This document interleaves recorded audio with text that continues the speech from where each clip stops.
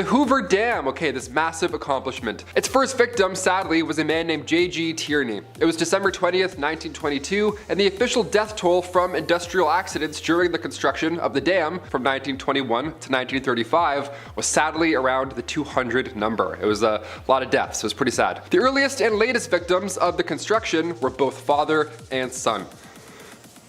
And if that's not coincidence enough, both of them died on the exact same day. They both passed on December 20th. J.G. Tierney sadly drowned while conducting surveys in the Colorado River, and then 13 years later, Patrick Tierney fell off an intake tower right before construction was complete. Grim start, but stay tuned, we have a lot more. Number 9, legendary musical neighbors. It's weird how similar some of your neighbors are, right? Like growing up, we had 3 Davids on our street. They all loved cutting their lawn at 7 a.m. What a coincidence, right? We all hated them. What a coincidence. Well, the 60s rock icon Jimi Hendrix and the 18th century composer George Friedrich Handel, they were both neighbors. A couple hundred years apart, but they were both neighbors indeed. They lived in 23 Brook Street and 25 Brook Street in London. What are the odds, right? Had George been born 200 years later, we would have gotten the greatest collab of all time. Yeah, if you're local, of course you'll know there's a site there now. It's a famous landmark, but in terms of coincidences, there's music in the air on Brook Street. Something's going on. Kind of want to walk by and see if I'm better at playing the flute. Maybe I can play the flute on that block, who knows. Number 8,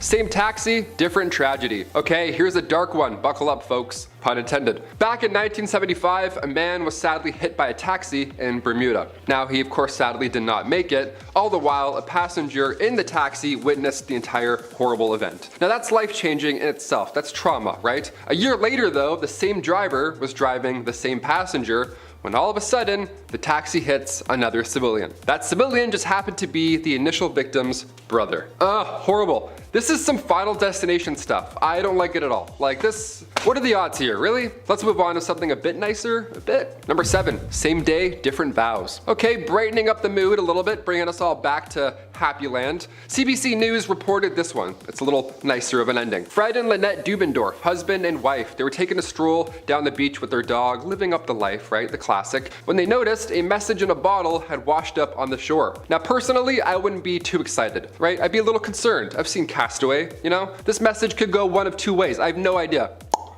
Like what's gonna be in here, right? Like help, 1876, you're like, oh no. But they opened it and inside they found wedding vows from another couple, Melody Kloska and Matt Bears. They had recently got married on a beach in Lake Michigan and word spread rather quickly. Thing is, their wedding date was the same as the couple who found the message. That was the bizarre coincidence here. So they took it as a sign that both pairs were meant to be and they sent a surprising letter to the lost couple's address. It's kind of nice, but it's also kind of creepy, you know? It'd be creepy on one hand. Hey, I found that message in a bottle. Cool, nice address, lovely home. Cool, I'll be back in a bit. Hope it works out. Who puts their address on a message? That's just asking for disaster. Number 6, $1 marriage. The story of Esther and Paul Gratchen. Okay, this one goes out to all the single folks out there, okay? Keep hanging on. Love's coming, it's out there. See, Paul had decided on asking Esther to marry him, and around the same time, he caught himself about to spend a $1 bill on a sandwich. But the dollar bill randomly had the name Esther on it. Okay, so he framed it. Obviously, this was a bizarre coincidence, and Paul recognized this. And when he showed Esther later, she was speechless, right? She loved it, but she didn't tell Paul her side of the story until after they tied the knot. See, much earlier, when Esther and a group of friends were all going through a breakup, they wrote their names on a dollar bill and said, whoever brings this bill back to them, they'll marry that man. Now Esther didn't tell Paul the full story until after they got married because, well, she was worried this coincidence would have scared him away. Yeah, more than fair. Hey, I have a dollar bill and it's your name on it, so we have to get married now. Be like, what? Bye. Number 5, Civil War coincidence. There's another war coincidence in this list, but I saved that for number 1 because it's too good. But this one here is also pretty insane. The Civil War began in 1861 with the first Battle of Bull Run. The Bull Run is a stream that passes through the farm of a 46-year-old Wilmer McLean. Passes through his farm, right? The Bull Run is a stream that passes through the farm of a 46-year-old Wilmer McLean. This property was in Virginia. Now, of course, once the dust settled, the property was destroyed, so McLean left his home with his wife, and for nearly 4 years, the pair were considered safe while the war was otherwise changing history. Then in 1865, the war came to a close when Robert E. Lee surrendered to Ulysses S. Grant at the Appomattox Courthouse, which at the time was literally steps away from McLean's new property. Yeah, he saw the beginning and the end of the Civil War by accident. He saw it front row too. What are the odds? Number 4, George D. Bryson. Back in the 50s, this story was spread all over Kentucky. Back in the 50s in Louisville, a man named George D. Bryson was checking into a hotel room. Now he walked up and asked if there was any mail for him, which on one hand is an excellent bit. I'm gonna do that next time I go to a hotel for sure. Hey, got any mail? Classic, because you're just visiting them one time. There's no way there's gonna be mail. That's the joke, right? Except this time there was. This time the hotel manager said yes, and there was in fact mail from the previous occupant of the room, who had also had the same name, George D. Bryson. Yeah, what are the odds, right? I remember one time I met another McWaters, and he was not related to me, and he also was not thrilled that we had the same name at all. It was the most bizarre thing. I was like, hey, can we talk about this? He's like, yeah, cool. I'm like, are you my brother? I don't want you to be anymore. Get out of here. Then I got Kyle, and I was like, you know what? Change your name. Now you're my new brother. Replace this guy. Number 3, Yanni and Laurel. Before we wrap up this curious list, we have to throw a fun recent one in as well. Remember this Yanni Laurel thing back in 2018? I only heard Yanni for like 2 weeks straight. I heard Yanni. That's it. For 2 weeks, guaranteed. I was determined that it was Yanni, okay? And then one day I listened and it was Laurel, and then I couldn't go back. It was just Laurel all of a sudden. Like, it immediately just changed. It was a completely different word. I felt sick. I was like, is this real life? How is this happening? This got everybody talking. What is this phenomenon that happens? Same with the dress mishap. What is going on? Well, many believe these viral illusions are proof that we're living in a simulation. Yeah, these arguments, the dress is blue, no it's white, these situations prove that we perceive reality in our own individual way. Everybody is living an individual perceived reality, so sometimes it doesn't always align. Sometimes we hear what we want to hear. Sometimes we hear Yanni, and then sometimes we hear Laurel, and it's completely different for some reason. I can't go back now, it's the worst. God, I hated this so much. The dress was back in 2015, then Yanni Laurel was 2018. I don't know, we're due for another glitch in the matrix any day now. I come back next week, I have a different first name all of a sudden, you're like, what? Number 2, miss unsinkable. It's one thing to narrowly miss a natural disaster or a massive accident, but to not miss a tragedy 3 times in a row, that sounds like a curse if you ask me. That's for sure a curse. Violet Jessup, this brave soul, survived 3 major ship disasters in history. She was born in 1887 in Argentina, and Jessup contracted tuberculosis at a young age and wasn't expected to live longer than a few months. She beat those odds and lived a healthy, relatively long life, which is shocking considering what I'm about to tell you. Violet, first of all, had a hard time getting hired as a stewardess on a ship because her youth and good looks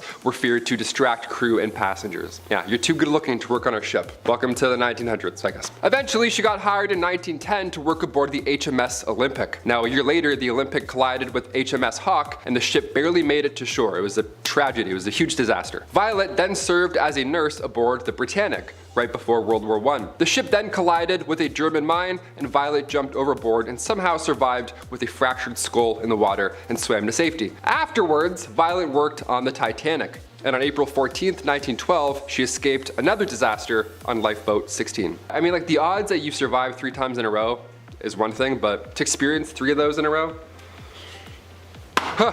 And finally, number 1, World War I soldiers. We have to finish on a grim note because this one is one of the most bizarre, in my opinion. When the First World War ended, the amount of British lives lost were around 1 million souls. The first reported casualty of World War I was a soldier named John Parr. And then after a countless number of lives were lost, the last soldier to die was a man named George Edwin Ellison. Now, both heroes' resting places are both in the St. Symphorian Military Cemetery, and they just happen to be 15 feet apart. And of course, this was not planned, nor were any of the entries on our list. It's just another bizarre coincidence that was discovered after the fact. The Mandela effect. The Mandela effect began being widely recognized when people began to swear that they could remember Nelson Mandela passing away in the 1980s. This is of course weird since he actually passed away in 2013. This is obviously a huge time discrepancy, so people were very confused. This is of course how it got the name the Mandela effect, and it basically is the theory that whoever is responsible for this simulation we live in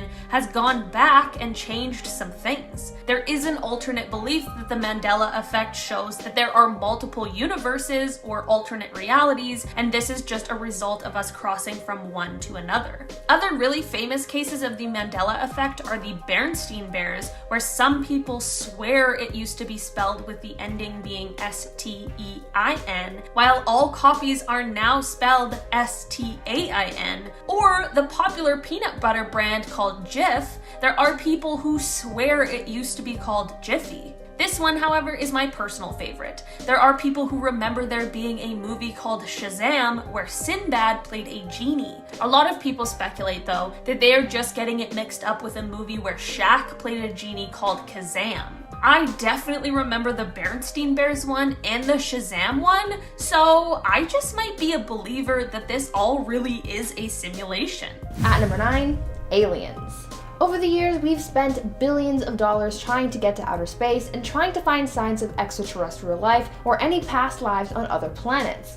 Despite all of our best efforts, we haven't been able to find any aliens. This theory goes that the reason we haven't been able to find aliens is either because they're the ones running the simulation in the first place, or it's possible that if they are part of the simulation, they may be more advanced than us and have possibly found a way to escape. It's also possible that maybe the computer just doesn't have enough RAM to simulate another planet's civilization. This is all to say that maybe if we were able to find aliens, then we'd finally get the answers that we're looking for. In our number 8 spot today, we have a computer virus in a DNA strand. Before I dive into this one, guys, please don't forget to hit the thumbs up button if you're enjoying the video so far, because it really helps us out. In 2017, a group of researchers from different scientific backgrounds at the University of Washington proved that they were able to put computer code into DNA strands. My brain is honestly unable to even comprehend this, but apparently it's true.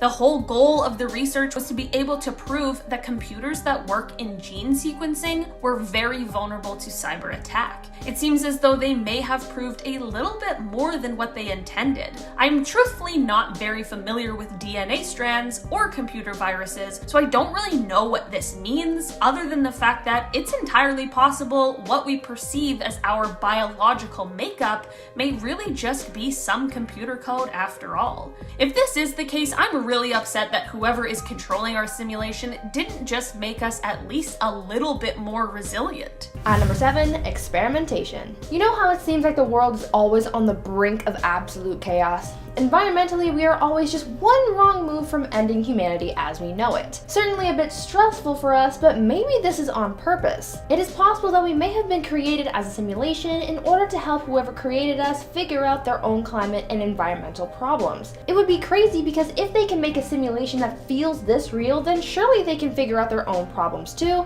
but that might not be necessarily true. If we really are in a simulation, they may have created us to be better at that sort of thing than they are. It is possible that if we solve enough of their problems, then they might just come back to Earth or whatever planet we end up on in order to reap the benefits from our hardworking scientists. In our number 6 spot today, we have no evidence. This one is actually a little frustrating, to be honest, because it should be so simple. This is just the theory that it is most likely we are living in a simulation due to the fact that we absolutely cannot prove that we aren't. As much as a lot of us would like to believe that we aren't, or maybe it comes down to the fact that we can't let go of our egos enough in order to be able to believe, anything we think or any evidence we think we have would have all been simulated. If we do in fact live in a simulation, it is possible that whoever created it would prefer that we didn't come to the realization that our reality isn't ours at all. I'm not gonna lie, this whole theory is actually kind of frightening because it is most likely that we won't actually ever know the truth. At number 5, it's all a joke. Sometimes things just happen in our world that are just weird. Who could have predicted that Donald Trump would become president? Or the time that the Patriots were down 28-3 in the Super Bowl and came back to win the whole game? Or that weird Oscars envelope mix-up that was just really, really awkward. Anyway, this is all to say that weird things happen in our world all the time. Some things that no one quite saw coming and quite honestly seem kind of strange. This theory goes that whoever made our simulation may just want to have a little bit of fun. Or maybe our simulation is malfunctioning and they're trying to get us back on track. Either way, this could be an explanation for those weird things that just seem to happen. In our number 4 spot today, we have the Goldilocks zone. You know how we are located in such a great spot in our solar system? Just far enough from the sun that we don't absolutely burn up, but close enough that the sun helps sustain our life. This is what is commonly referred to as the Goldilocks zone, since it is just right. This lends well into the idea that we live in a simulation because of the fact that whoever created us most likely wants us to be able to survive, so of course they would place us in the most ideal location for life. I would definitely like to ask them why they made the sun so harmful as well, because that seems like an oversight, but I am willing to look past it for now, considering there isn't anything I can do to change that. At number 3, math is a lie. You know how we have rules, like the laws of physics, or just the scientific and mathematical rules that our world just seems to follow that we had to figure out? Well, some people believe that those laws are proof of us living in a simulation. If we lived in a video game, at some point we would also discover that there are rigid rules that cannot be broken no matter how hard you tried, almost like it is mathematical or scientific. So something like the speed of light, which is the fastest rate a particle can travel in our world, might just be the time it takes to transmit information in our simulation. All of the rules we think we've figured out might just be more proof that we do indeed live in a simulation. In our number 2 spot today, we have our own simulations. This one has to do with what we are doing that could possibly prove the existence of a simulation. As humans, we are getting better and better at creating our own simulations. In 2014, the Harvard-Smithsonian Center for Astrophysics connected 8,000 computers to create a 350 million light-year simulation of our universe and digitally aged it over 13 billion years. Or, for a more simple example, let's take The Sims. This franchise sold over 125 million copies in its first decade, so it shows that we are absolutely interested in creating our own simulations. If we are this interested in it, why would we assume that whatever other forms of life exist out there aren't also as interested as we are? This one might make you think next time before you decide to delete the ladder to get out of the swimming pool in your Sims world.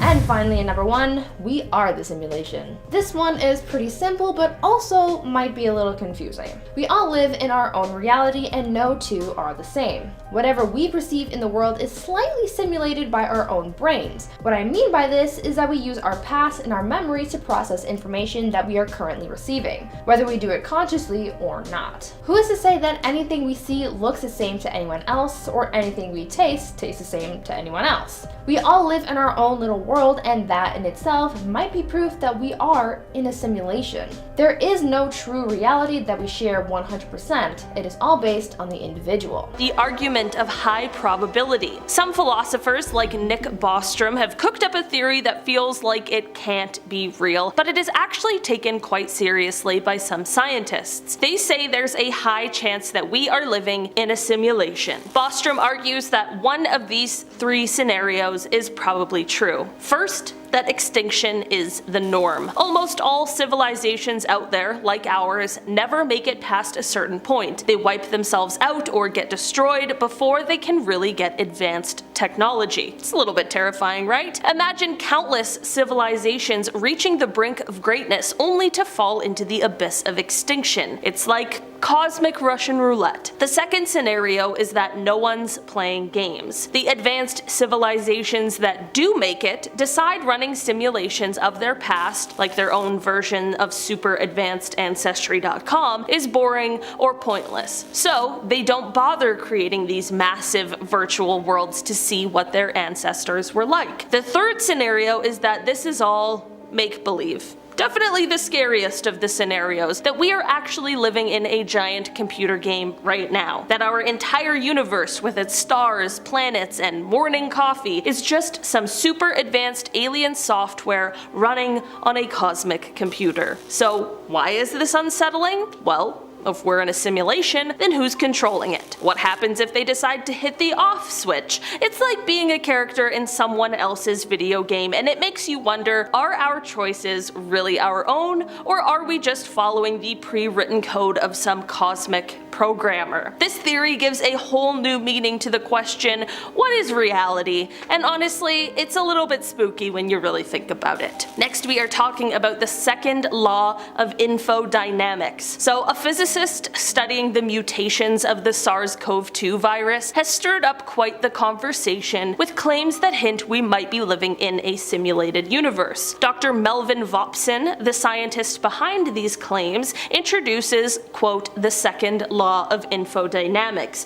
suggesting that mutations in the virus aren't random but follow this new law. He's found that information entropy, a measure of disorder from an information perspective, decreases over time in these mutations, opposing what we see with typical entropy, which increases. This discovery is more than just a quirky observation. Vopson argues it could flip our understanding of evolution on its head and even hint at a universe that's more orderly and deterministic than we thought. He connects this to the idea that the universe might be a giant simulation, designed with data optimization to minimize computational needs. In his studies, particularly with the ever-mutating SARS-CoV-2, Vopson has observed patterns that he believes can't be dismissed as random. He suggests that if we start viewing genetic mutations deterministically, we could potentially predict mutations before they happen, which could revolutionize genetic therapies and vaccine development. However, the physics community is still skeptical, and more research is needed to test these very bold ideas. Vopson's theory, while intriguing, remains on the fringe, and proving it might involve experiments that check if information itself has mass, a concept that could tie back to everything from the heat death of the universe to why symmetry is so common in nature. So while the second law of infodynamics opens up fascinating possibilities, it is a long road from hypothesis to accepted science, especially with claims this big. But who knows? Sometimes the strangest ideas lead to the most profound discoveries. Next, we are talking about the limitations in the laws of physics. So think about the speed of light. Nothing can go faster, right? It's like the universe has a top speed limit, and no matter what you do, you can't break it. This reminds some people of a video game, where the game can only process things so fast, so it sets limits to keep everything running smoothly. Then there's the Heisenberg uncertainty principle, a weird rule in quantum mechanics that says you can't know both the position and the speed of a tiny particle at the same time. It's as if the universe saves on processing power by not deciding where something is until it absolutely has to, kind of like a game that only loads the parts of the world you're looking at to save memory. These rules of physics might make you wonder if they're just programming constraints in a giant cosmic simulation set up to keep things manageable for whatever's running the show. Isn't it a bit like we're living in a cleverly crafted game where certain things are off limits to prevent the whole system from crashing? It's definitely a wild thought, but it sure makes you look at those science class lessons a little bit differently. Next, we are talking about the observer effect. So have you ever heard of the downright bizarre behavior of particles in the quantum world? In quantum mechanics, things get really weird because particles, like electrons, don't settle on a specific location or path until we actually check up on them. Kind of like they're all potential and no decision until observed. This quirkiness is known as quantum indeterminacy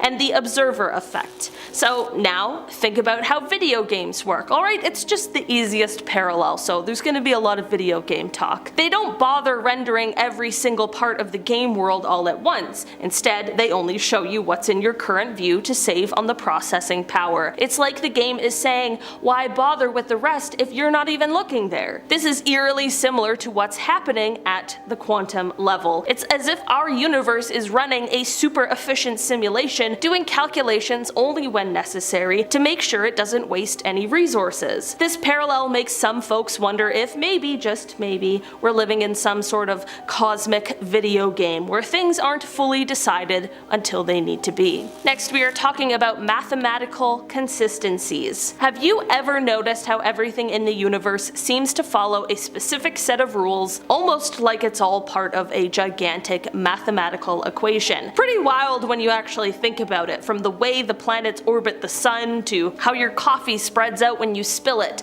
There's math everywhere. This isn't just a coincidence. The universe is actually incredibly consistent and can be described really well using mathematical principles, just like a computer program. This consistency is what gets some people thinking. Maybe our universe is a bit like a game or a simulation. I mean, really just think about it. In video games, everything from the graphics to the physics is governed by code, by math. So when scientists find that even the most chaotic and complex systems in our universe can still be nailed down with equations, it makes you wonder if there's some sort of computational foundation underneath it all. So why is this exciting? Well, it suggests that maybe our whole universe could be running on a vast cosmic computer with every star, planet, and galaxy following a set of mathematical instructions. It's like the universe is a giant puzzle and math is the key to unlocking its secrets. I feel like that's a nightmare for a lot of us.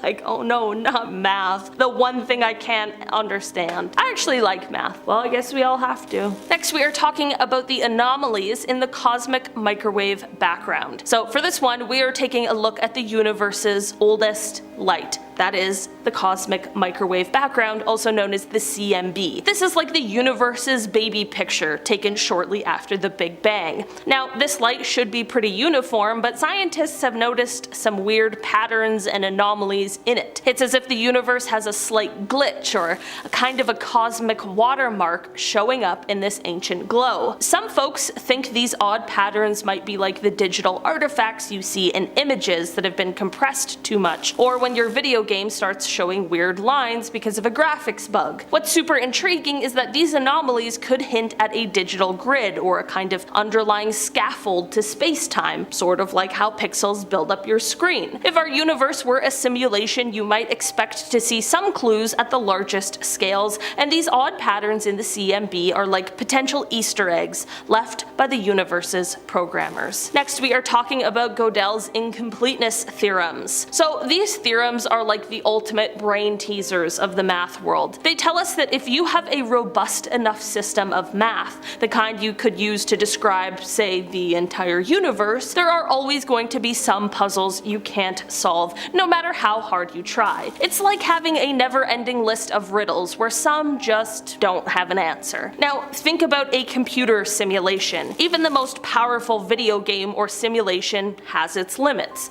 There are certain things that it just can't compute or display. Gödel's theorems suggest something similar about our universe. There might be cosmic rules that are kind of like a computer's programming constraints. These unprovable truths could mean we're in a giant cosmic simulation where some things are set up just so the system can keep running without crashing. It's a mind-bending idea that maybe some of the mysteries in the universe are unsolvable because they're built into the code of our reality. Next, we are talking about the Bootstrap paradox, which in physics is like a cosmic chicken or the egg scenario that really twists your brain. Imagine you write a story where a scientist receives a mysterious notebook from the future filled with ideas that they then publish. Where did the original idea come from? Similarly, in physics, we have laws that could potentially explain how entire universes, including one like ours, might be created. It's as if the universe could contain the recipe for making more universes, including itself. This kind of mind-bending, self-creating loop is like a video game where characters discover they can design and spawn new levels or even new games from within the game they're already playing. It suggests our universe could be just one level in an epic cosmic game, constantly spawning new universes in a never-ending cycle. So next time you're pondering the mysteries of the cosmos, consider that maybe we're in a universe that's bootstrapping itself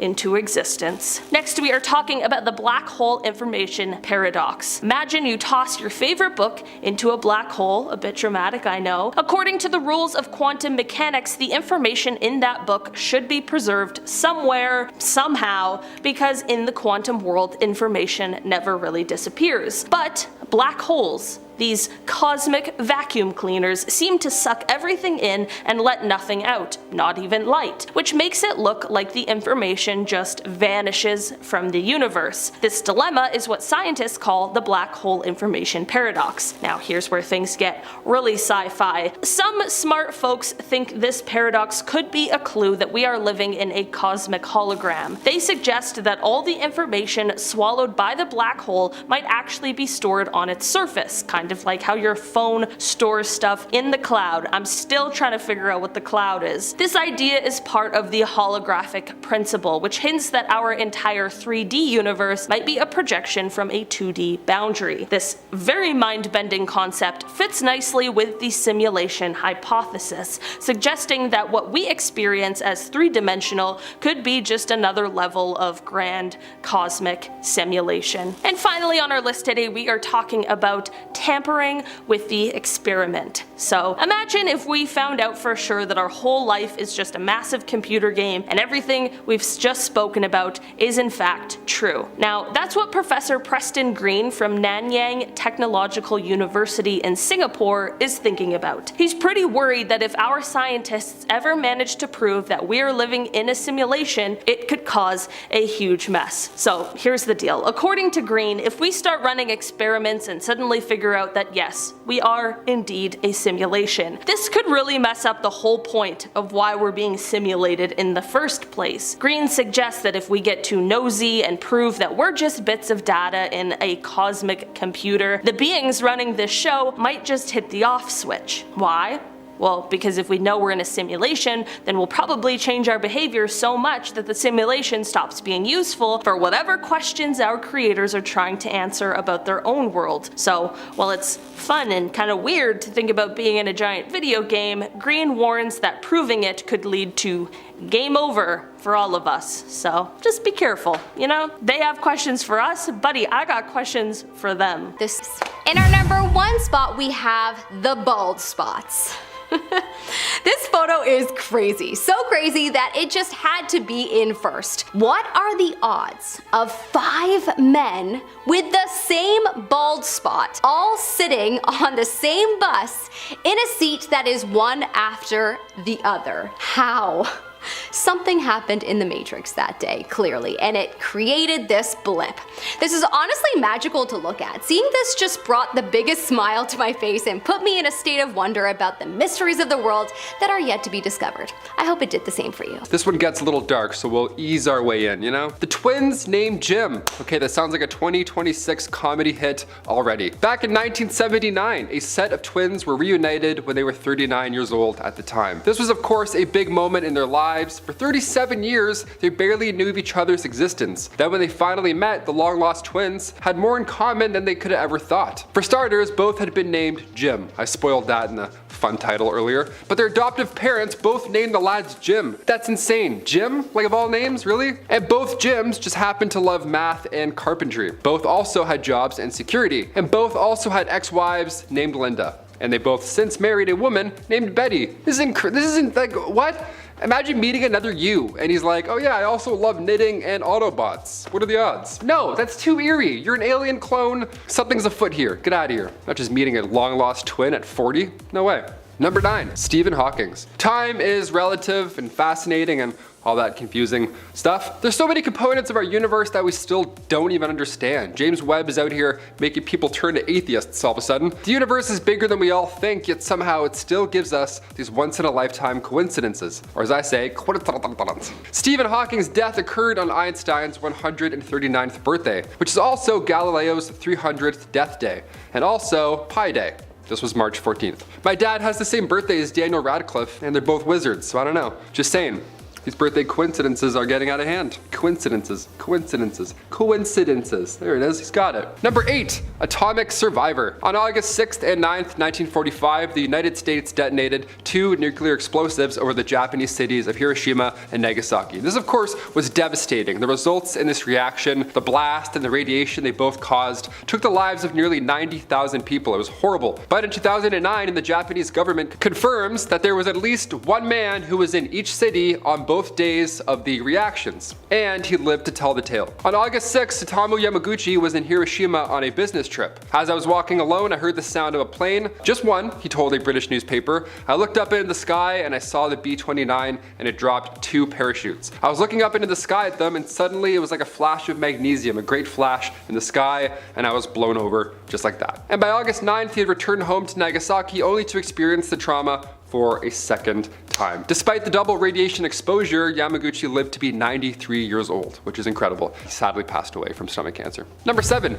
Julianne Kopka. Miss Julianne has a 2-for-1 when it comes to survival stories. I had to include it. Her story starts out on Christmas Eve, a lovely day, 1971, when she was just a teenager and she was on Lanza Flight 508. Now the plane was struck by lightning, which is an actual nightmare situation that I didn't know could happen, and this led to the plane starting to disintegrate midair.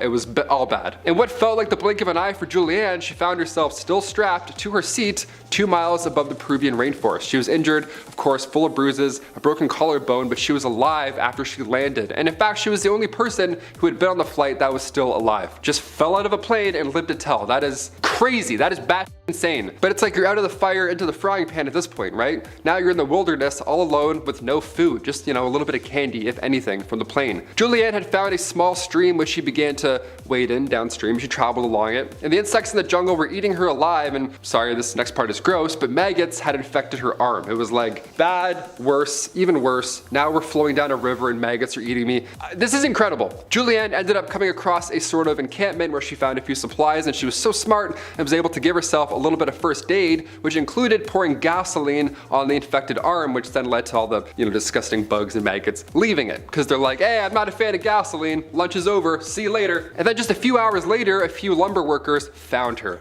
and they gave her more first aid treatment and took her to an area that was more populated, where she was then airlifted for medical treatment. Now, in 2000, her story was told through the documentary titled Wings of Hope, which was directed by Werner Herzog, who particularly took interest in the story because, one, it's obviously incredible. As I was just explaining it, I read this and I'm like, it's crazy. But two, Werner Herzog also had a seat booked on that flight, and he would have been on that same flight if it wasn't for a last-minute change of plans. I can't even, that should be number 1, really. Number 6, Comet family. Okay, this one's good. The odds of being hit or killed by a meteor are 1 in 2 million, or something like that, right? It's crazy. But even so, back in 1954, residents in Talladega County, Alabama, noticed a ball of fire heading towards the Earth. Now, back then we didn't have Twitter, right? We couldn't warn anybody that a meteor was possibly gonna hit us. We also really didn't know if it was gonna hit or not, or how big it was, so it was alarming. Especially for Anne Elizabeth Hodges, who got hit by said space rock. Yeah, she only got grazed, but with these odds, it's still possible. Wild. Now, cut to recent history, the Comet family in France. Their house was hit by a meteor. I'll say that again. The Comet family was hit by a...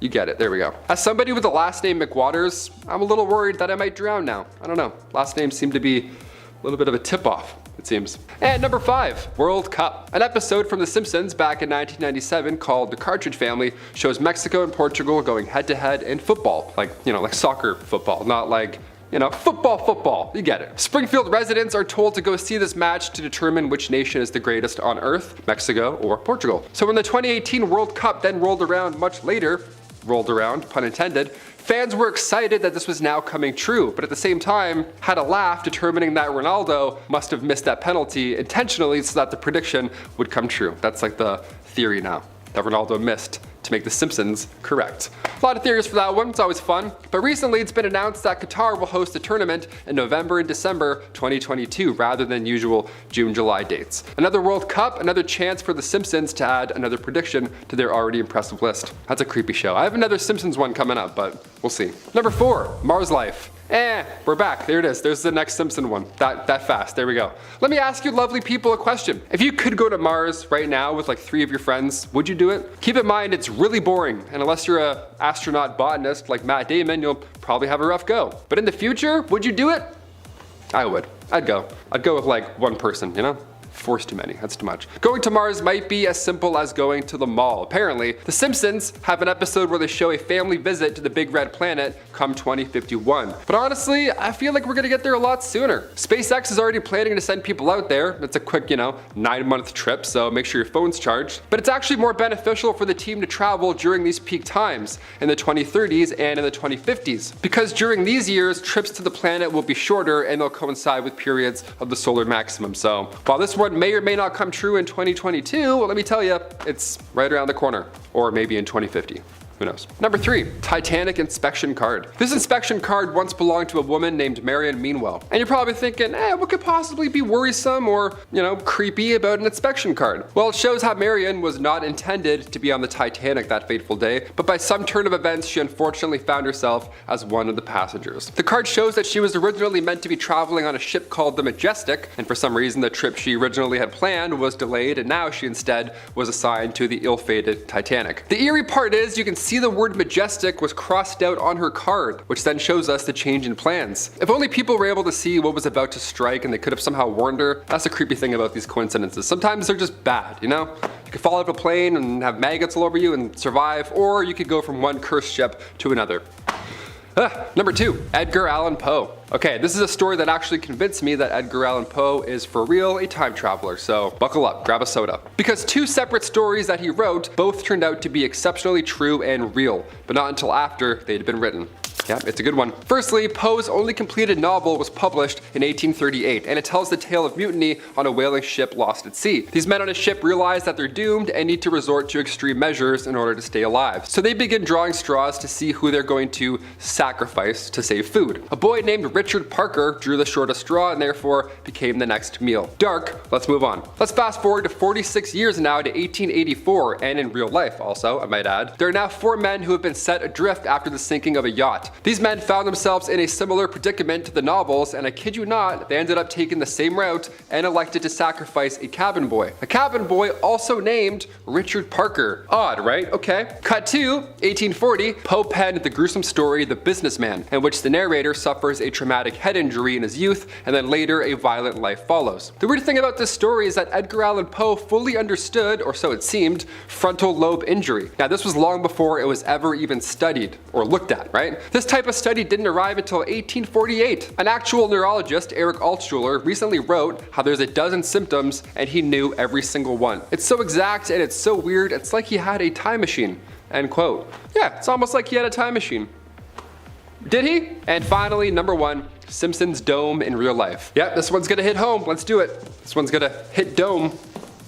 That didn't work. For this one, we're looking at the Simpsons movie, which still holds up. That's a fun time. But even over the pandemic, I saw personal domes come to life, right? It was so weird. Restaurants were making these weird tents on sidewalks just to stay in business. But an even bigger idea came long before this. Back in the 70s, there were talks about putting a dome over Manhattan, this massive dome over Midtown that regulates weather and pollution, all that good stuff. Now, if that had been built, imagine what we would have done with it during the initial breakout during this pandemic. It would have been madness. And then in 2010, later on, the city called Eco City 2020 was planned out. It was supposed to be built in Siberia. It was announced in 2014 officially, this climate-controlled, domed city, 4.5 square kilometers, all that good stuff. But since 2016, the project lost the funding. What do you guys think? Should we bring back domes and just, have a little personal bubble everywhere we go? Just lose the umbrella and live in a big glass ball forever over our city?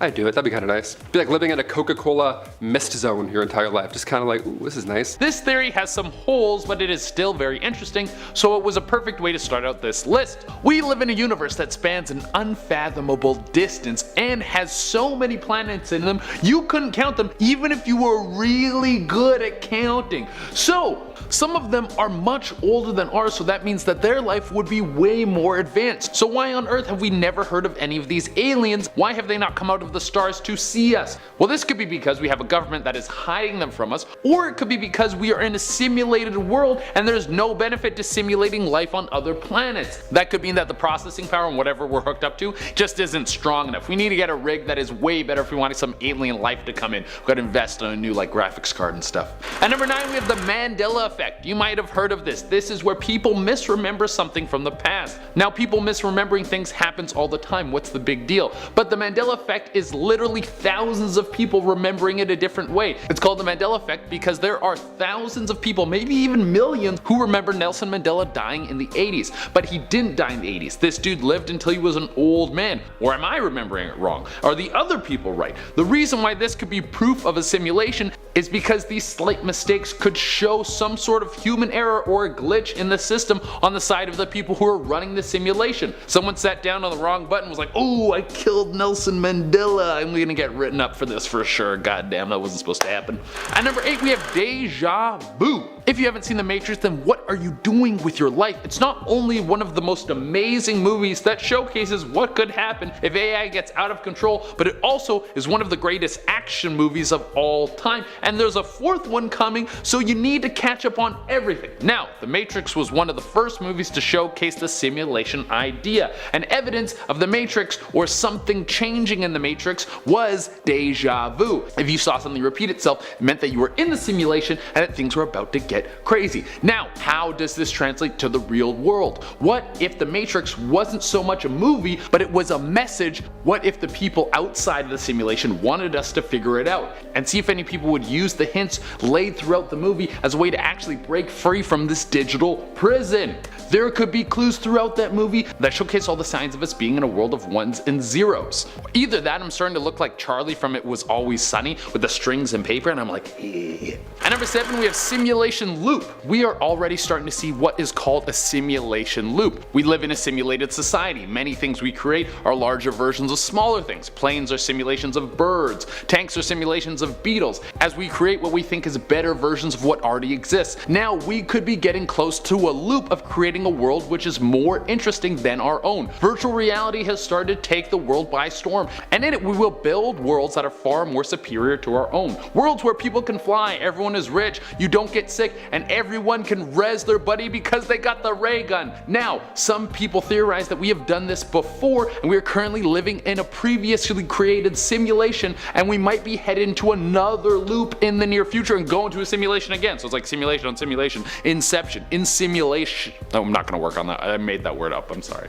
At number 6 we have the double slit experiment. This was an experiment where you take a panel of copper plate with 2 slits in it and then you fire electrons at it to see how the electrons interact on the other side. Do they move through in waves or particles? The first time this experiment was performed, the electrons seemed as though they were moving through in particles. The scientists wanted to see this in action, so they set up a device to observe this. And when the electrons were under observation, they moved in waves. So they did the test again without the observation and they went back to particles, meaning that the electrons would change how they interacted based on whether or not they were being observed. If this was a simulation, much like a video game, the processing power would increase on certain areas when you were looking at them, which would explain how this changed the electron activity. Obviously it's probably a lot smarter explanation than that, but I'm going with the simulation one because I am not smart. At number 5 we have Elon Musk said so. Come on, you can't argue with this dude. He's one of the smartest, richest people around. If anyone knew we were in a simulation, it would be this guy. He probably sees the Matrix all the time. He just doesn't want to freak us out by letting us know that there is a 100% chance we are in a simulation, by letting us know that there's a 100% chance we are in a simulation. Also, if anyone was on the up and up on whether or not we are in a simulation, it would be billionaires. Not because they paid someone to figure it out, but because they clearly have cracked some sort of code and know how the world works and are doing something we don't understand. If you had that kind of knowledge, you would be able to get ahead in the game. But Elon has made the theory of a simulation world so popular, so is he our digital messiah, or is he just a little bit crazy and has a lot of money? At number 4 we have That's Why We Have Ghosts. Now this seems like I'm trying to explain a myth with a crazy explanation, but that is why you guys come here. We want to get a little crazy with our theories because that is way more fun. Just walking around in our own reality, we don't want to do that, jeez. But what if ghosts and hauntings have nothing to do with ghosts, but they are glitchy parts of our own reality? Like a haunted house is just basically Fallout 76. Ghosts are floating around doing the T-pose, freaking everyone out. Demons, werewolves, all that sort of spooky stuff that we've always heard about, myths, monsters, and creatures that could all kill us, that's just DLC that the public didn't like and then they just patched it out. And number 3 we have creative purpose. purpose theory. Why do we exist? Some people think it's to serve God, other people think it's just to have fun, other people think there is no purpose at all, that we just live and die to get farted out into the earth and never heard from again. But what if we had a much greater purpose? To create, to make something so smart and so interesting we couldn't bear to compete with it. As we get closer and closer to making AI, it seems that a self-aware, learning, adapting intelligence that has the power of the internet in its mind would be too much for us to compete with. It would be a living god that we made, and we should be pretty proud of ourselves for doing it. But what if that is our purpose? To make a being that is all-knowing and able to move through the universe, consume knowledge, and become even more powerful, all without needing to eat, sleep, procreate, or even take breaks. What if we already did this and now we're living inside this endless machine, and the only reason it keeps us alive in this falsified world is because it wants to keep learning from us? Well, if that's the case, download me some abs because it's almost beach season. At number 2, we have computer viruses for people. DNA is a type of code, much like the code that makes up computers. So could a virus from a computer get into someone's DNA somehow? Most of you probably think that is impossible, but there was a group at the University of Washington who might prove you wrong. Now, I want to start off by saying you can't get sick from a computer. The virus that got put into human DNA cannot affect people. Don't freak out. But in 2017, this group found out that you could put malware into a strand of DNA. It was a very interesting experiment, and it might have worked because all of our DNA is actually code, and we are actually made up of ones and zeros and nothing's real. Go rob someone.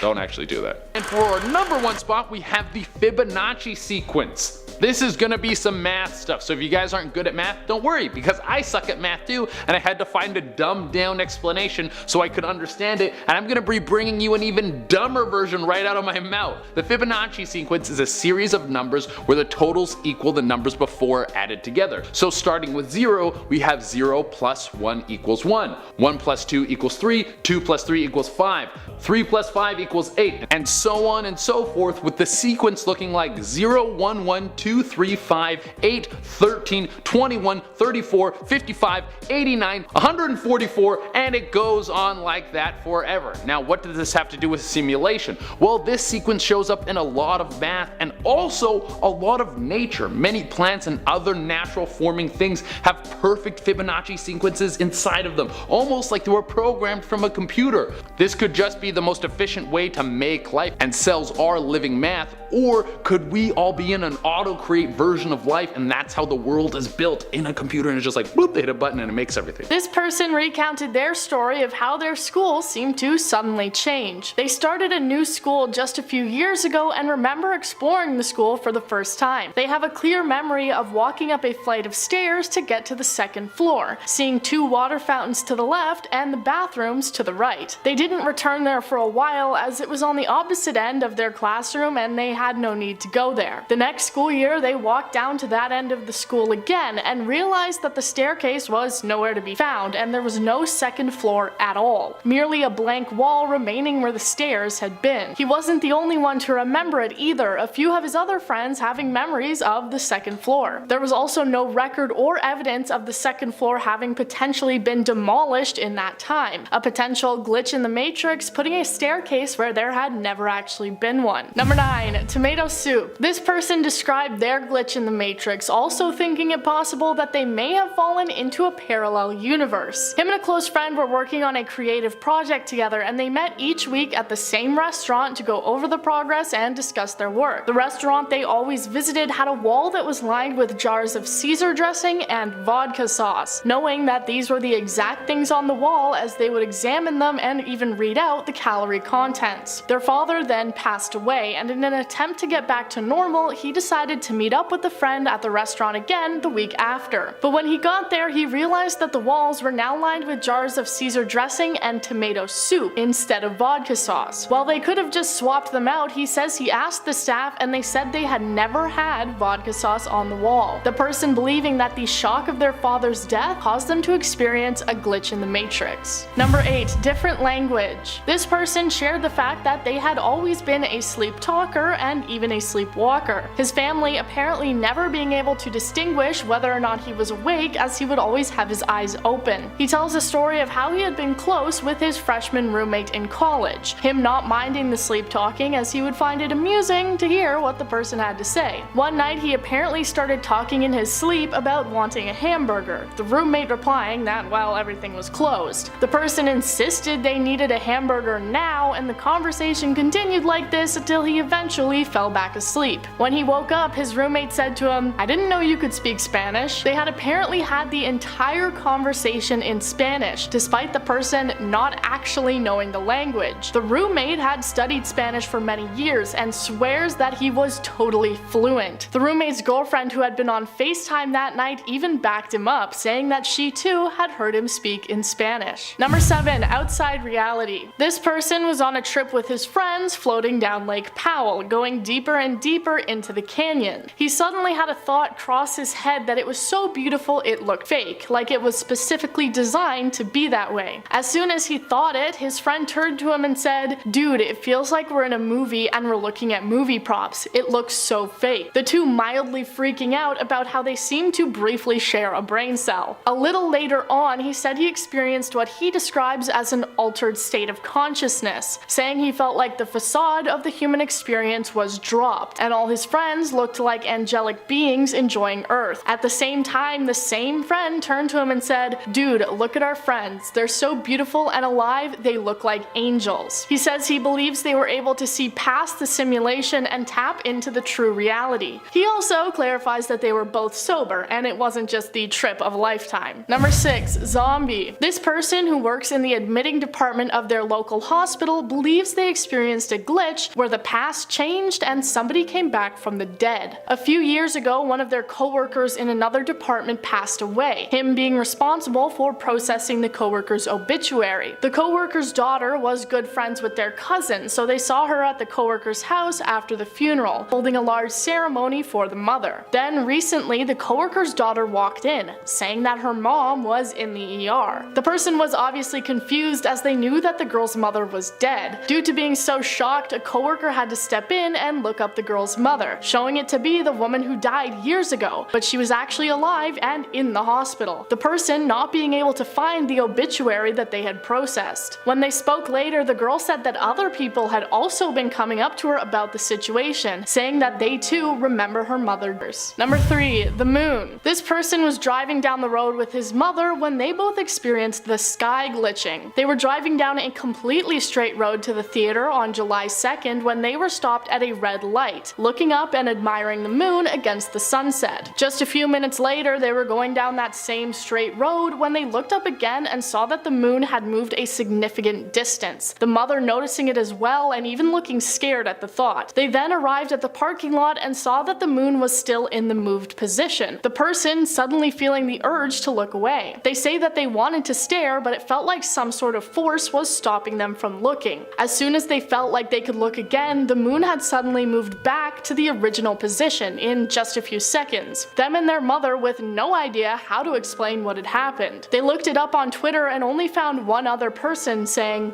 "Did the moon just move?" Number 2. The town. This person lives in a very rural area and as a result knows every town and road that's nearby. One day he was going to a different county to look at a lawnmower, another area that he was very familiar with. Well, on the way there, he drove through a town that has never been there before. It went by the same name as a small community that was normally there, but instead of just a few houses, there were now stores, cafes, and streetlights. Confused, he had to pull over and try and figure out what was going on. All the buildings looking brand new and clean, a contrast to the other towns surrounding it. He went into a cafe and asked the girl working there where he was, her responding with the same name of the small community. When he asked when all of it was built, she responded with the 1800s. Confused, he quickly left and continued on to get his lawnmower. And on the way back, all the new buildings and stores were gone again, only the small old community standing in its place. Number 1. Teleportation. This person was driving home from work with their co-worker to the place that they were staying at. They had driven the route a few times already and knew it pretty well. It was about a 7-minute drive and was a straight path until a turn into the hotel. They had made it pretty far and were about a block away, the sign visible at the side of the road, but then suddenly they weren't. weren't. They looked around and saw that they were on a highway about to take an exit ramp 20 minutes away from their destination. Both him and the coworker having experienced the same thing. The time on the clock still reading the same time it had outside the hotel. Ever since then, he says he feels disconnected from life and disoriented, like something is still wrong. A glitch through the simulation potentially making the person realize that everything is not as it seems. Neil deGrasse Tyson, one of the most charismatic scientists since Bill Nye. He thinks that there's a very good chance we could be living in a simulation. In fact, he thinks it's about a 50-50 chance. All of this could be one big simulation sitting on someone's hard drive. When Tyson was asked about us possibly living in a simulation of some kind, he said, quote, "I think the likelihood may be very high." Then he noted the massive gap between human and chimpanzee intelligence despite how much DNA we share with each other. 98%, just so you know. So in the vastness of space, there could be some other beings far, far more superior to us in every conceivable way. Tyson went on to say we would be drooling, blithering idiots in their presence. If that's the case, it is easy for me to imagine that everything in our lives is just a creation of some other entity for their entertainment. A lot of the popularity about the whole "are we living in a simulation" thing came not only from the Matrix, of course, but from Nick Bostrom, a philosopher at the University of Oxford in 2003. He came out with a theory that what we perceive as reality might actually be a sophisticated computer simulation created by an advanced civilization. He based his theory on three possibilities, one of which must be true. Either human civilizations never reach a stage where they can create such simulations because they either go extinct or choose not to. Advanced civilizations are not interested in creating simulations of their ancestors' lives. And the third is that we are almost certainly living in a simulation. See, Bostrom argues that if the first two options are not true, then the third must be. Because if any advanced civilizations are capable of creating simulations and are interested in doing so, the number of simulated realities would far outnumber the one originally created. So the probability that we are living in the real world is very low. To make it simpler, think about it like this. Let's say you have one real world and millions of simulated ones. If you randomly found yourself in one of these worlds, the chances are incredibly high that you're in one of the simulations rather than the one real world. People often liken this idea to video games. Just as characters in a game might believe their world is real, Bostrom suggests that our reality could be created by beings with technology far beyond our own, and we wouldn't necessarily know it. Next up, we have Elon Musk. A man so incredibly smart, yet so incredibly dumb at the same time. It's weird. Anyway, we're not here to talk about Elon Musk himself really, but his theory on a simulated world. Let's get into that. The CEO of SpaceX and Tesla himself really believes that we are indeed living in a simulation. He's talked about this on the Joe Rogan podcast and press conferences, and unlike the other folks on this list who just theorize about it and think it could be a possibility, Musk is like 99.9% sure, stating that there's a quote 1 in a billion chance we're in base reality. So just a little less on the fence than Neil deGrasse Tyson, for example. Max Tegmark is a physicist at MIT who's written a couple papers on simulation theory, one in 2014 entitled "Is the Universe a Simulation?" and another that came out just a couple years ago called "Detecting Structures in Universe Simulations," which he wrote along with postdoctoral researcher at the University of Copenhagen, Hans Olaf Kold. Max Tegmark believes that our universe can all be broken down mathematically, and that even reality itself is part of a mathematical structure. Now, he outlined this in his 2014 book, Our Mathematical Universe. So Tegmark thinks that these mathematical structures could essentially be similar to the type of code we see used in, say, video games. A simulation. In Tegmark's own words, if I were a character in a computer game, I would also discover eventually that the rules seemed completely rigid and mathematical. Next up, we have James Gates, who spoke at the Isaac Asimov Memorial Debate along with Max Tegmark, Neil deGrasse Tyson, and others. Gates is a theoretical physicist at the University of Maryland, and he made similar discoveries as Max Tegmark did. He stated, "I was driven to error-correcting codes. They're what make browsers work." So why were they in the equations I was studying about quarks and electrons and supersymmetry?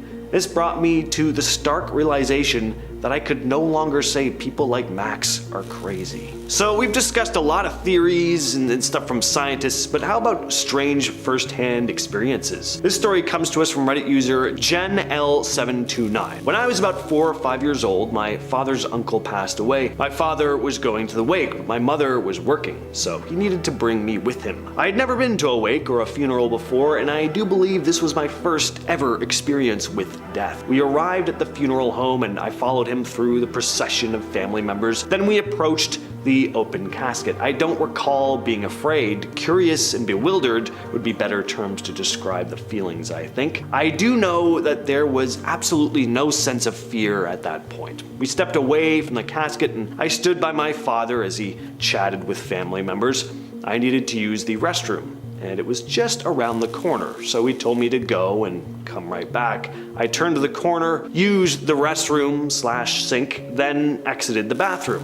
When I came out and turned the corner, the room was empty and there was no casket. My father was gone, and so were all the other people that were there only a moment ago. I fearfully began wandering around the funeral home, but not a person could be found. The entire building was silent and empty. Finally, as I neared the front entrance of the building and was going to step outside, an employee approached me from the alcove on the right where they kept the coats to see if I was okay. I don't remember any of the conversation, but they turned me around and directed me back to the bathroom. When I came out of the bathroom, everything had returned to normal. Now, that person was very young. It's a very old memory they had, so finicky, but interesting story. So, is there any way to actually test whether or not we're living in a simulation? Well, not at the moment, but there are a team of scientists led by Martin Savage that have been working on it, and he believes that one day computers will be advanced enough to determine it. Martin Savage and his team had been attempting to actually simulate a universe inside a computer. Now, that hasn't been accomplished yet, but it could be a possibility in the future.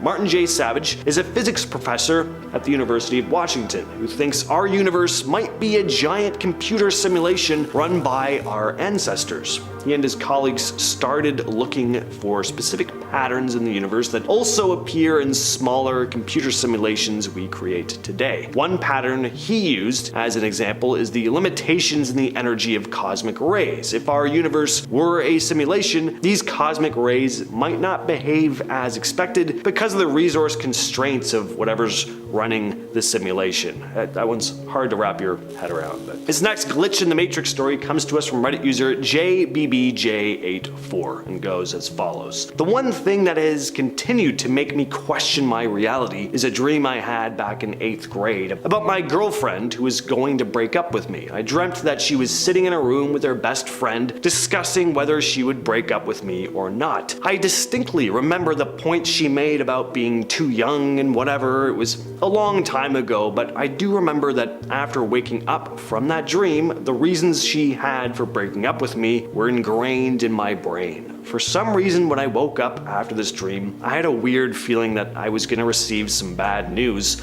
Lo and behold, I checked my phone and there's a massive text message from my then girlfriend explaining why we should break up, with the exact same reasoning as I witnessed in the dream I had. Even weirder is that I found out the friend I had seen in my dream was actually with my ex when she sent the message. It was the weirdest effing thing I've ever experienced. It was completely out of the blue and I didn't expect the breakup text at all before the dream. Now, after I've read about simulation theory, the thought can't stop popping into my mind that somehow I was able to visualize the next part of this game tree, that I unexpectedly was able to view what was going to happen next. It still bugs me today and gives me existential anxiety because I still don't have a plausible explanation as to why I had such a specific dream that actually ended up coming true. David Chalmers is a well-known philosopher who focuses on the nature of consciousness, looking into why and how physical processes in the brain give us the feeling of being conscious. Chalmers is also interested in the idea that we might be living in a computer simulation. Now, Chalmers really makes the whole simulation thing seem less scary than it sounds. He has a much more chill view on it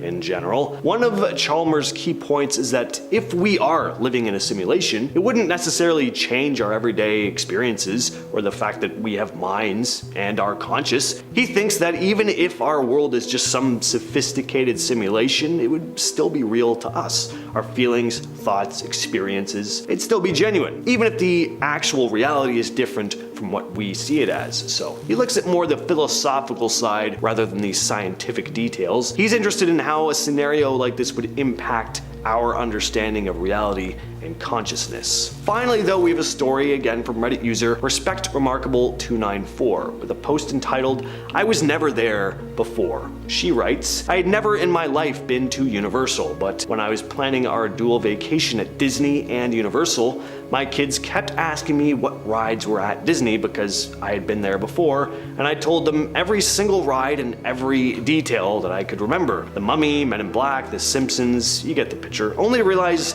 not one of them are at Disney rides. My explanation, well, maybe Disney used to own them. I know, stupid, but whatever gets me through the day. We go on our trip and go to Men in Black, and we're waiting in line, and I tell my husband everything that's gonna happen right before it's happening. It's like I remembered a script. Same thing is happening on all the other rides. However, it doesn't happen on the newer ones, like Harry Potter rides, etc. I called my mom and asked her again if we'd ever been there when we were young, and again she told me no. I am 38 years old. I would have definitely remembered, but I keep asking. It just feels wrong, and I feel like I'm being lied to. I also know for a fact that I never have been to Universal, and I've never been on these rides prior. I never watched videos either. I hate having rides ruined with them. So if the universe we're living in is really as expansive as it appears to be, why do we seem to be alone? Now, this is assuming, of course, you don't believe we've already made contact with aliens. I can go either way on this. I find some of the stories pretty convincing,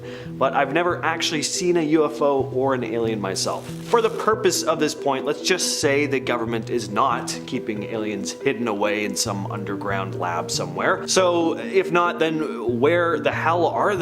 For all the transmissions and probes we've sent out into space, you'd think we'd have made some form of contact by now. All your friends are just other humans. I don't know if you've noticed, unless you're pets, you got pets, maybe those could be your friends, but yeah, I mean, there's no Klingons or Wookiees anywhere to be seen. So the point is, maybe we haven't made contact with anything because space really isn't as massive as it appears to be.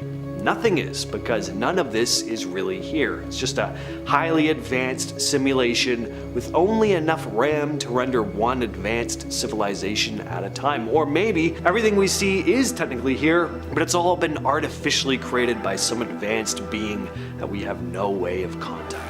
It is possible that a team of scientists conducted an experiment that found proof that we are living in a simulated universe. Back in 2017, these scientists at the University of Washington totally shook up the scientific world when they proved that they could sneak computer code into real human DNA. If you're like me, you're probably wondering why on earth they would need to ever do that, and the answer is to expose a vulnerability in gene sequencing computers. But by showing that our biological building blocks could be hacked, just like computer code, they may have accidentally opened up Pandora's box. By showing that our DNA can be hacked like a computer code, they may have shown something that is straight out of the Matrix. Maybe what we thought was our biological reality is actually just zeros. It's basically like finding out that we're living in a super advanced simulation where DNA isn't just the stuff of life, it's the stuff of code. Next up, we have the climate simulation theory. So some have speculated that our world might actually be a giant simulation in order to test out how to deal with a global crisis like climate change, for example. First, There's the idea that our civilization is headed towards big trouble because of climate change. We're messing with the environment with all, the pollution and stuff. And if we keep going like this, it could lead to some serious problems like floods, droughts, and all sorts of other bad stuff. Now, some folks think that maybe all this chaos is happening because we're actually part of a simulation, that maybe some super advanced beings created our world as a simulation to see how we deal with a big energy crisis or world-ending issue. I mean, it would make sense if we had the ability ourselves to create a virtual world within a computer to test out how to deal with various problems. We totally would. So maybe that's exactly what's happening right now, and we just don't know it. What if a teeny tiny little measurement is what breaks the simulation? Enter the Planck length. This super small measurement is like the Lego brick of the universe. At this small of a scale, even our own physics, like the concepts of gravity and space-time, aren't really quite sure what to do, and the rules no longer apply. This is exactly what has simulation enthusiasts wondering, could this little measurement be the simulation's way of showing that it is in fact just that?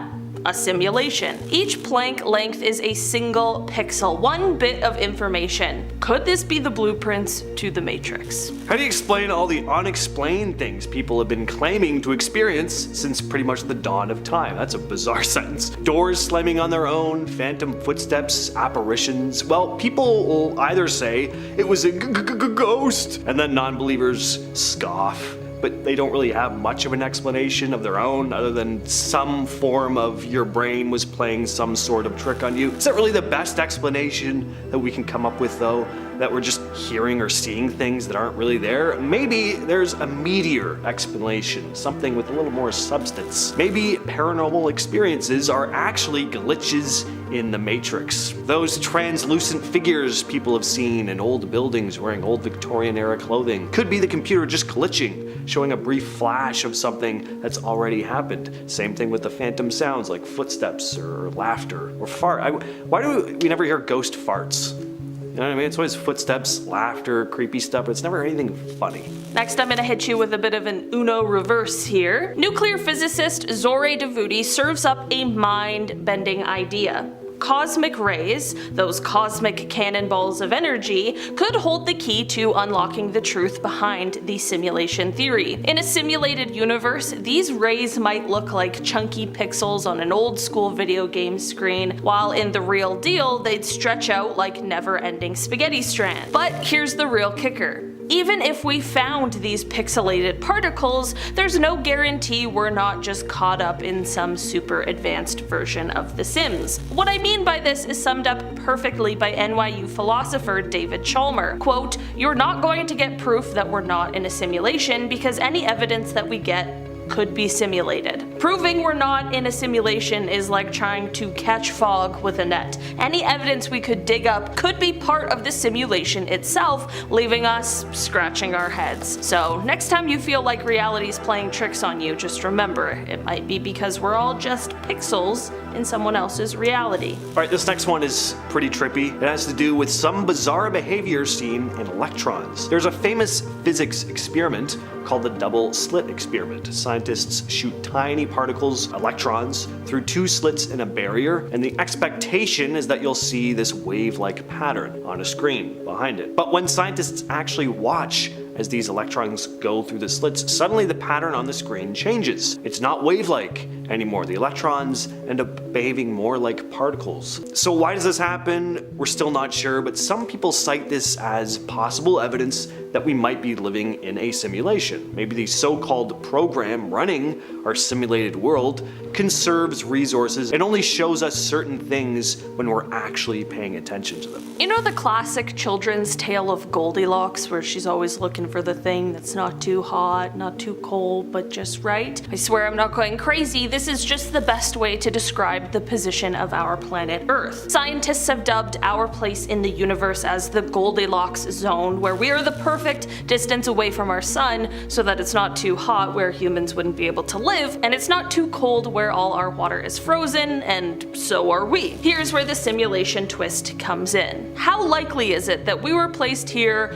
just because we had a stroke of good luck? If you were designing a reality, you would of course want to put your characters in a place where they are the most likely to survive. That doesn't mean that you still don't do crazy stuff like take the ladder out of the pool or conveniently forget to put doors in the house, but it's just a way to give the characters a baseline to thrive. Here's a bit of a different take on this whole thing, but still very valid. Our perception of reality is just flawed. In a way, we're all kind of living in our own little simulations, interpreting all the information that's thrown at us with our own flawed human senses and emotions. We all kind of live in our own world. That way, our perception of reality is based on our past memories and experiences, our upbringing, our own personal abilities to interpret information. It's based on all kinds of things, and sometimes our perception ends up lining up with other people's, but in all kinds of other ways it doesn't. Just ask your ex who said what to who. This is why eyewitness testimony is often one of the least credible types of evidence in court, and even when it comes to stuff that's right in front of us, we never really all agree. Remember the dress that was clearly white and gold? Actually, did you think it was white and gold or blue and black? It's blue and black. Blue, really? Yeah. Oh my god. Chris? I think so. It's blue and black. Damn, alright, so I'm the only one in the room. Damn. Alright, I thought it was white and gold. That's what I think. For some reason though, other people say blue and black. In reality though, it's pretty much split down the middle. If you ask most people, it'll be pretty 50-50, and that's kind of nuts. So if something as simple as a photograph like that can be this like divisive, not hard to imagine why it's so tough to wrap our heads around reality itself. Also, that will be James' last video. I will not have any white and gold truthers over here. Imagine a team of scientists that come together with powerful computers and a ton of curiosity, and they all start to recreate the entire universe, but in digital form.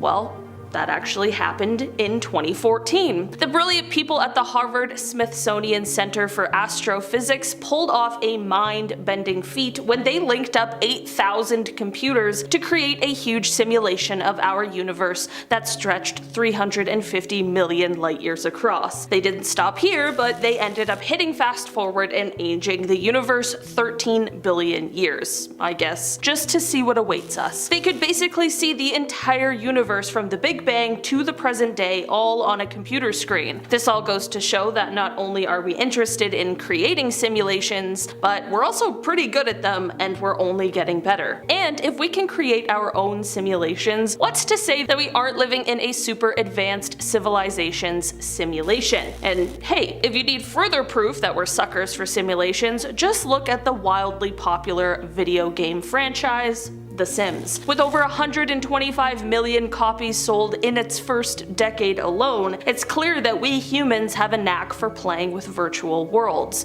So when you think about it, if future generations of humanity have the chops to whip up even more realistic simulations, it wouldn't be a shocker if they decided to dive headfirst into the digital sandbox of existence. Who knows? Maybe we're just characters in someone else's video game. Cue the existential crisis.